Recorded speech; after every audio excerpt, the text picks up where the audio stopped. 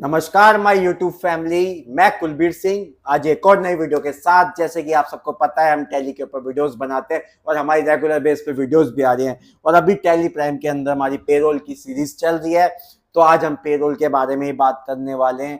Payroll के अंदर पे हेड्स के अंदर एम्प्लॉयर कॉन्ट्रीब्यूशन के बारे में बात करने वाले हैं। अब हमने उससे पहले देखा था एम्प्लॉय कॉन्ट्रीब्यूशन, सैलरी के पे heads, over time, attendance type, ये सब चीजें देखी। आज हम देखने वाले हैं कि एम्प्लॉयर कंट्रीब्यूशन क्या होते हैं। पीएफ के अंदर हम बात करने वाले पीएफ की, पीएफ को लेकर चलते हैं, तो पीएफ के अंदर बात करने वाले हैं। ठीक है, तो एम्प्लॉयर कंट्रीब्यूशन में दो तरीके से वो डिवाइड होता है। देखिए, परसेंटेज 12 ही रहता है जो वो डिडक्ट करते हैं, जो हमारा कंट्रीब्यूशन वो डिपॉजिट करते हैं अपने हैंड से, मीन्स हमारी सैलरी से ना डिडक्ट करके वो खुद अपने उससे वो 12% होता है। 12% में टू पार्ट्स में डिवाइड होता है, ईपीएफ, ईपीएस। ईपीएफ मतलब employ provident fund, employer sorry, और ईपीएस मतलब employer pension scheme. Employer provident fund में क्या होता है, 3.67 कंट्रीब्यूशन जाता है, और ईपीएस के अंदर जो होता है 8.33। आप उसका टोटल करेंगे तो वो 12% बनता है। तो ये दो तरीके से डिवाइड होके हमारे को मिलता है, जिसको एम्प्लॉयर खुद डिपॉजिट करता है।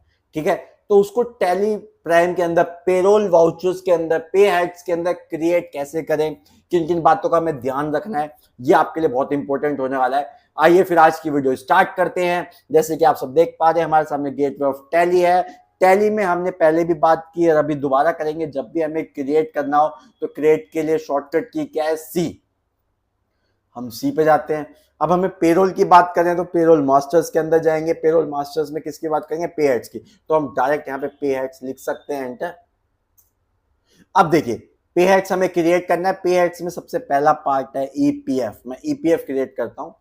EPF employer provident fund at the rate, आपको परसेंटेज याद रखने के लिए 3.67%। ये क्या है, एम्प्लॉयज की अर्निंग है? नहीं। डिडक्शन है? नहीं। Employ statutory deduction? नहीं। एम्प्लॉयर स्टैच्यूटरी कॉन्ट्रीब्यूशन है ये, एंटर। ये क्या इनडायरेक्ट एक्सपेंस है। सैलरी को इफेक्ट अभी के लिए 9 कर देते हैं वैसे। ठीक है, राउंडिंग मेथड नॉर्मल राउंडिंग कर देते हैं हम इसको।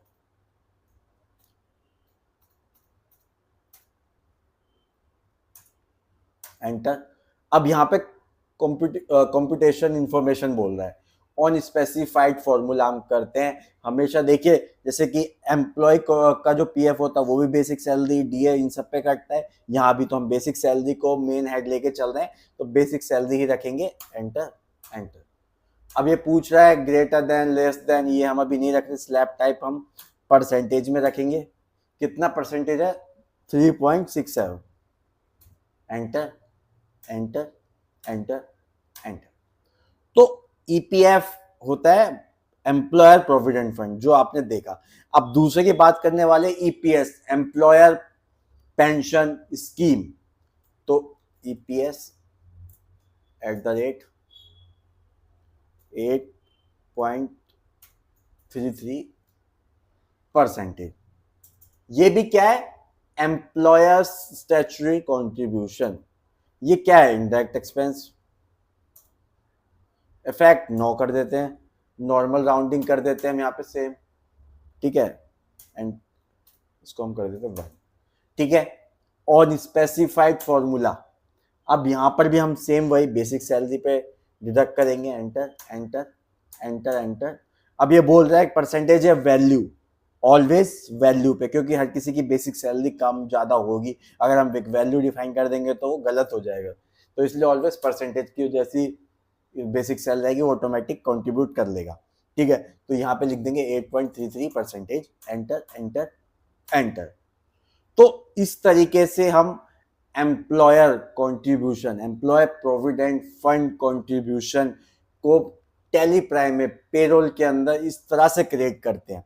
ठीक है, तो अगर आपको आज की वीडियो अच्छी लगी और समझ में आई कि एम्प्लॉयर प्रोविडेंट फंड क्या है, कितने परसेंट होता है, किन किन उस चीज़ों में डिवाइड हो जाता है, किन पार्ट्स में, 2 पार्ट्स में मैंने आपको बताया, ईपीएफ और ईपीएस। तो अगर आपको आज की वीडियो अच्छी लगी, प्लीज़ जाए चैनल को सब्सक्राइब करें, वीडियो को लाइक करें, शेयर करना ना भूलें, साथ के साथ कमेंट जरूर करें। आज के लिए इतना ही। थैंक यू एंड धन्यवाद।